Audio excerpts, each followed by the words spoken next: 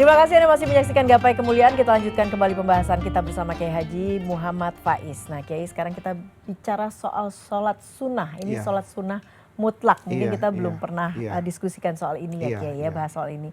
Nah apa sebetulnya definisi dari sholat mutlak dan apa penyebab dilakukannya sholat mutlak biasanya Kiai? Jadi sholat sunnah mutlakoh itu memang tidak ada guidance khusus dari Rasulullah karena namanya mutlakoh. Jadi sholat sunnah itu kan terbagi macam-macam ya. Ada sholat sunnah yang disebut rawatib. Kalau rawatib itu namanya yang mengiringi sholat fardu. Rasanya kita pernah punya bahasan di Gapai Kemuliaan tentang sholat sunnah rawatib. Kemudian yang kedua, bisa jadi sholat sunnah ini memang diajarkan oleh Nabi karena waktu tertentu. Seperti misalnya sholat duha, itu karena masuk waktu duha. Misalnya sholat tahajud, itu di malam hari. Sholat witir juga begitu. Ada sholat karena sebab, zawatul asbab. Misalnya kita tawaf, maka setelah tawaf 7 kali kita disunnahkan untuk apa itu? Melakukan rakaat tawaf sunnah tawaf 2 rakaat. Itu namanya zawatu al asbab.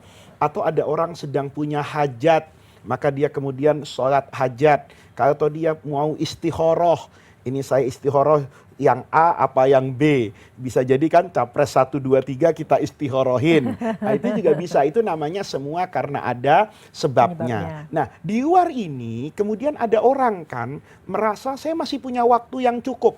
Ya, misalnya dia tahu sholat duha, kita juga pernah punya kajian tentang sholat duha di Gapai Kemuliaan yang dikatakan 8 atau 12 rakaat yang maksimal. Itu yang dikerjakan oleh Nabi. Setelah itu dia sudah selesai kan dari semua jenis sholat ini. Tapi dia merasa masih ingin sholat. Nah inilah yang kemudian dikatakan sebagai sholat sunnah mutlakoh. Di luar waktu-waktu dan di luar pengiringan-pengiringan tadi, dia ingin melaksanakan sholat sunnah. Itu boleh dilakukan, jumlahnya tidak ada batasannya. Kalau malam hari harus dilakukan 2-2, kalau siang hari juga afdolnya dilakukan 2 rakaat. Tetapi ada beberapa waktu yang tidak boleh.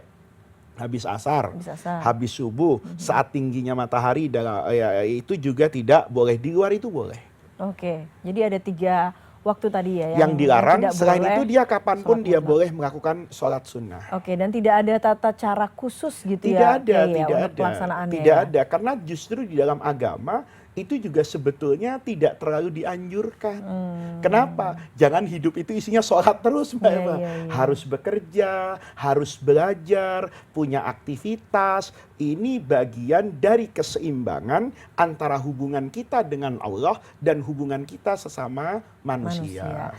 Nah sekarang kita masih bicara soal sholat begitu ya. Kita bicara bagian sholat yakni tahiyat. Nah kadang-kadang pelaksanaan tahiyat itu ada yang berbeda-beda pelaksanaannya Kiai. Ada yang kemudian tangannya ini digerak-gerakan, tasyahudnya digerak-gerakan, ada yang tidak. Itu sebetulnya bagaimana yang benar, atau mungkin apakah memang ada perbedaan pandangan di para ulama? Memang dua-duanya ada hadisnya, hanya persoalannya adalah mayoritas ulama mengatakan, kita sepakat nih bahwa waktu tasyahud itu memang kita melakukan gerakan jari telunjuk, kan menggerakkan, kan asalnya begini, kemudian kita gerakkan jadi seperti ini. Nah melakukan seperti ini itu disepakati oleh semua ulama. Nah kemudian satunya itu menggerakkan ke kanan dan ke kiri. Menggerakkan ke kanan dan ke kirinya juga ada beda-beda nih. Ada yang sedari awal, begitu dia duduk tasyahud, bangun dari sujud, dia ketika mengatakan at-tahiyat, itu dia langsung angkat tangan dan menggerak-gerakkan. Ada yang memulai itu ketika membaca syahadat. Apa yang ingin saya katakan? Mayoritas ulama, jumhur ulama, itu mengatakan dia menunjuk tapi tidak menggerak-gerakkan. Karena riwayat hadis itu lebih banyak dengan kata-kata yang la yuharrikuha. Jadi kalau bicara hadisnya gini, hadis yang memerintahkan untuk menggerak-gerakkan ini diriwayatkan oleh seorang sahabat namanya Wa'il bin Hujur. Ini kalau mata rantai, Wa'il dari Rasulullah. Rasul ke Wa'il, Wa'il ini banyak muridnya nih.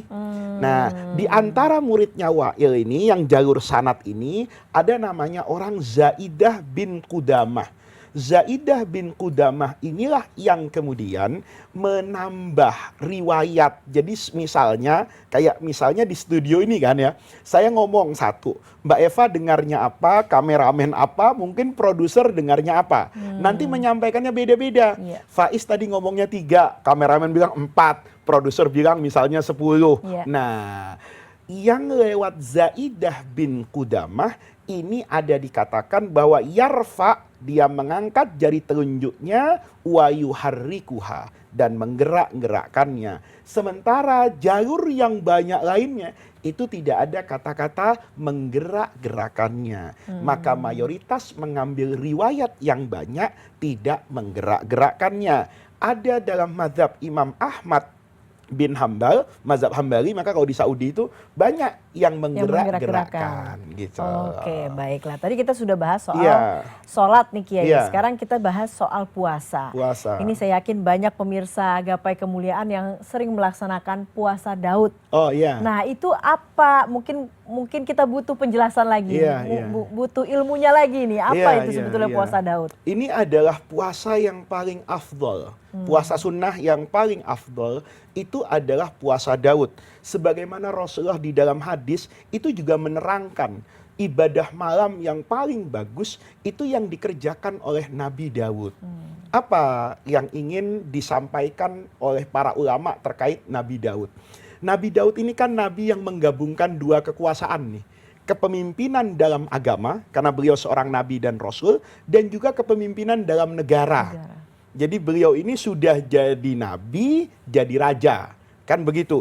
Kemudian kekuasaannya ini besar di Yerusalem kan. Sampai sekarang itu polemik itu kan sedang mencari singgasananya Nabiullah Daud kan. Antara Yahudi dengan Islam, terkait dengan Al-Masjidil Aqsa. Itu semua berbicara tentang warisan Nabi Daud. Nah, Nabi Daud ini karena diberi oleh Allah begitu banyak karunia berupa status sosial nabi dan raja, maka Nabi Daud itu merasa perlu memiliki, ya bahasa gampangnya itu pegangan lah, perisai.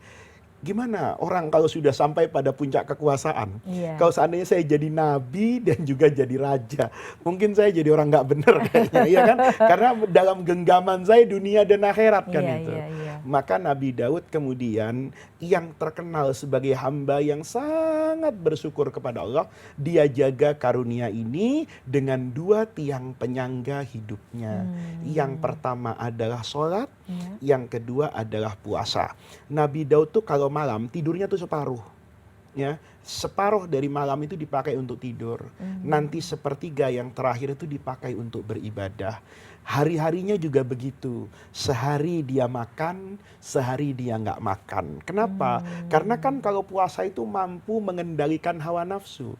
Semakin banyak orang berpuasa, maka nafsunya akan semakin terkendali. Dalam fungsi Nabi Daud nih, mengajarkan kepada kita nih, oh iya ya, semakin tinggi derajat seseorang, semakin banyak nikmat yang Allah berikan, maka ibadahnya harus semakin kuat.